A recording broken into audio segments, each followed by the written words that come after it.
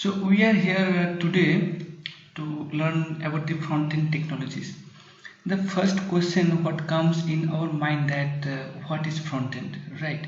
So if you go into any search engine like Google or any other kind of search engines, and if you type the same questions that what is front-end technology, you will find a lot of definition over there, but which will always tell you that you need to learn HTML, CSS, and then some JavaScript, and also some JavaScript frameworks like React, Angular, all these stuffs, even Vue.js. So there are lots of things to learn, but learning technology is not a final solution. So from myself, what I'm always saying, all the people who are learning from my courses, I always tell them that front end is the idea, and technology can be changed in future, and technology is not the parameter of front end. So today we are using HTML as a front end for website or some mobile applications, but maybe in future we may not use this HTML or other stuff like JavaScript and like other frameworks. So it will change, but the concept should remain same about what is front end. Now I want to give you some idea about what is front end. Alright, so let's assume you are going for an interview, and to impress over there you want to buy a new dress for yourself, and you are going to a mall, and there you are looking for some new dress. So this new dress or new coat or whatever you want to buy that is going to present you, and that is going to be the main front end of you. Before you go to interview, you want to test that shirt or dress in that mode for trying purpose. And whenever you wear that shirt or dress, you find yourself if it is suits you or not, because uh, it totally depends on your body that if it suits you or not. And if you have built up your body in gym or maybe not, to totally depend on your body that dress should match to you or not, right? So that body is going to be the back end which has been built. So your front end should support your back end, otherwise that front end is no use for any users. Now you have put on that new dress, and now you want to experience some idea of your own, like if you want to have some pocket over there so that you can keep your new phone or your diary or your contacts over there. So that is comes as a user experience, and the easy way of getting to your pocket and taking out your phone or diary, whatever, that becomes the user interactivity. So similarly, what happens in our design, the user interactivity should be much richer than the other experiences. So if user feels it okay, it's easy to use, and also design looks so cool, and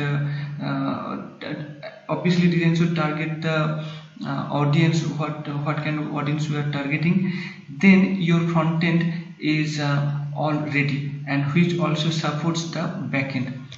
So to sum up about the front end idea, it needs three things. That is, one is the design. It should have a good design. Good design doesn't mean that what you are liking. Good design means that what audience you are targeting. Like I'll give you some local experiences what I have.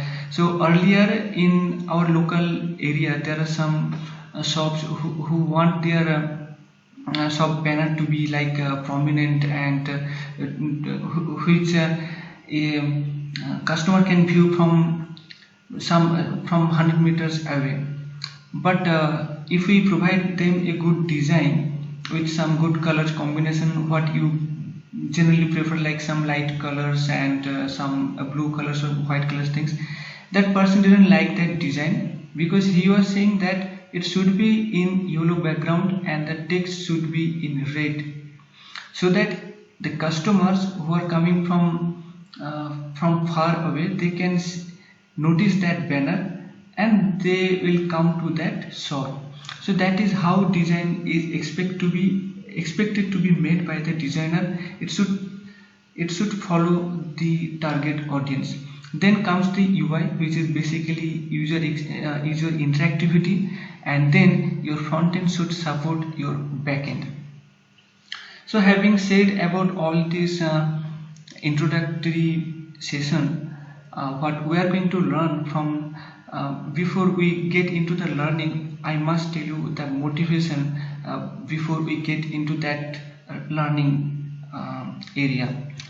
That motivation is, no matter what weapon you have in battlefield, if you have made up your mind to win, you will win. So why I'm saying this is not copied quotes of some good philosopher or something like that. This is what I basically think, and that is what I want you to be trained in this area.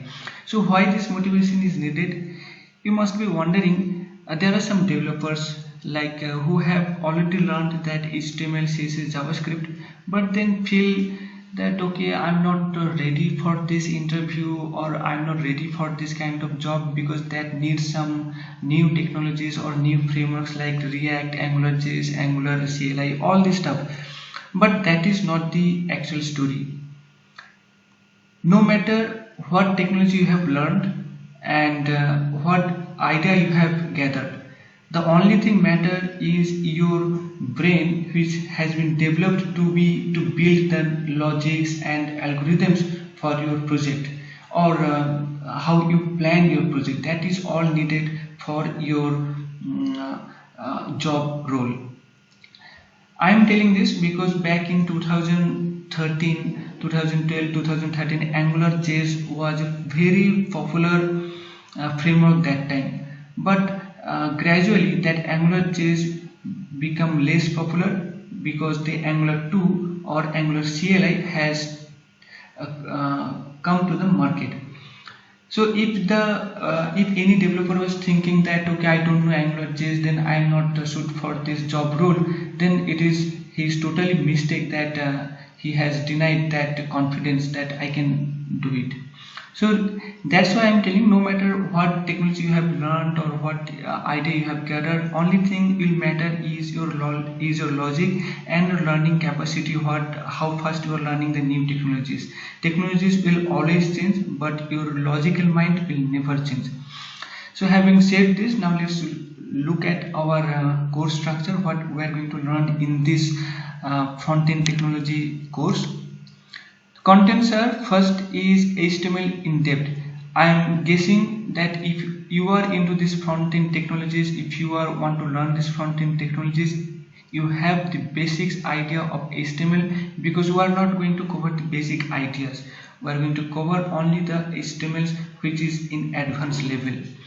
Next thing, we are going to understand the animation and effects in CSS. That is very important because few years earlier, design means only the static elements in our front end, but there the Flash comes in the market, and Flash provides some animations or animated GIF which also attracted the customers.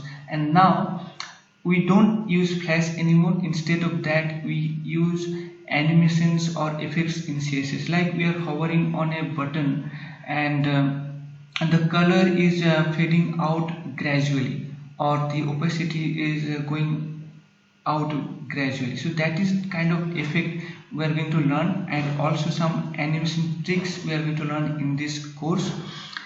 And next thing what we are going to learn is programming with CSS3. So it might be a new term to you or maybe old term, but what is programming in CSS3 is, so most of the cases in earlier days we used to write some events or some programs, some small programs like showing a button or showing a div element or showing something with normal JavaScript or jQuery. But with CSS3, all the small functionalities can be handled very easily, and that's why programming with CSS3 is needed. Why we are looking into that programming, I'll tell you after finishing that contents of this course.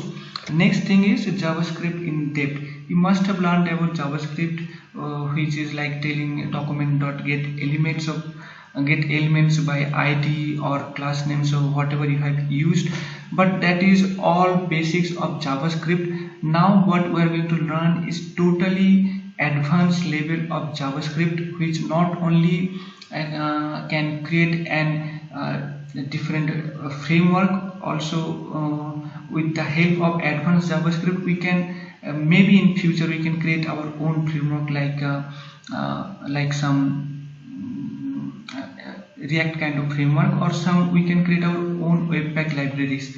So that is why we need JavaScript in depth. And also I want to remind you that all these frameworks which are coming in the market like Vue.js, AngularJS or React or React Native, all are totally depending on JavaScript.